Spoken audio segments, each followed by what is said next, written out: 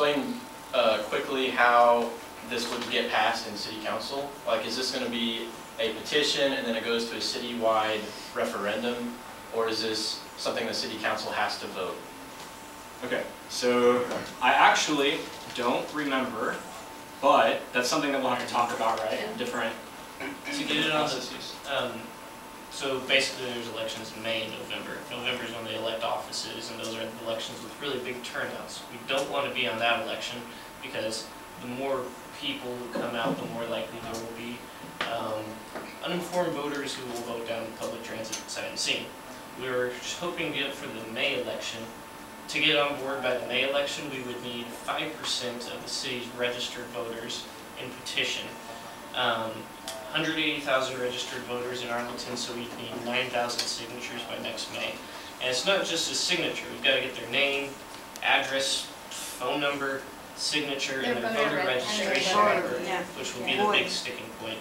So we have to do that by, I don't know when, sometime before May, I'm guessing. We were shooting for before November elections to have all the petitions done. And then spend the remaining 6 months until the actual election working on winning that election. Chris Dobson named the numbers of the last election, and I recall last time Mayor Kluck was re-elected, there were 10,000 people who voted for the mayor, the single biggest office in the city, 10,000. So if we could get 5,000 people, half the people who sign our petition come out to the May election, vote in favor for it, it's got a pretty good chance. So it's doable. Any other questions or comments on the minutes of the last meeting? Rob? So I think that both the goal and the sort of shorter term idea for having a plan, makes a lot of sense. I'm wondering about the history of the referendum.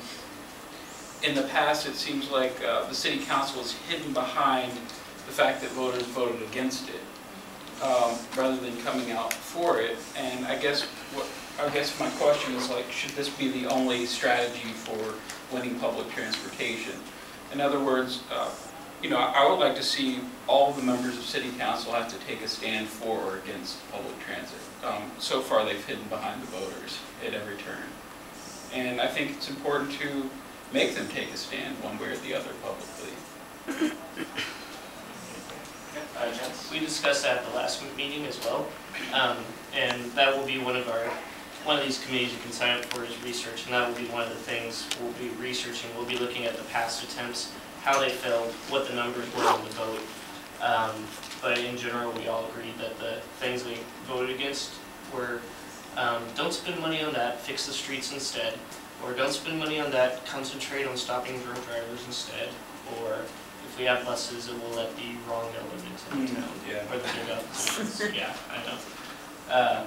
But yes, that's definitely a thing we need to look more into. And I'm sorry, the other point is that whatever research this group does, I mean, it seems like that's taking on a lot of work, and so I'm just wondering, can we intersect with public planners and others who have already come up with plans, and not expect it, or even get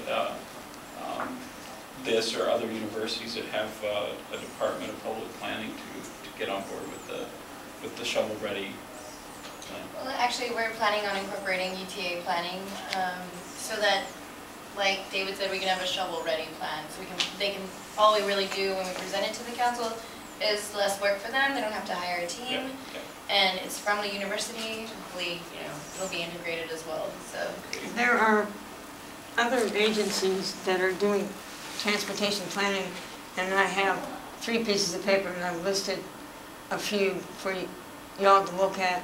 There are other groups working on this that we need to network on.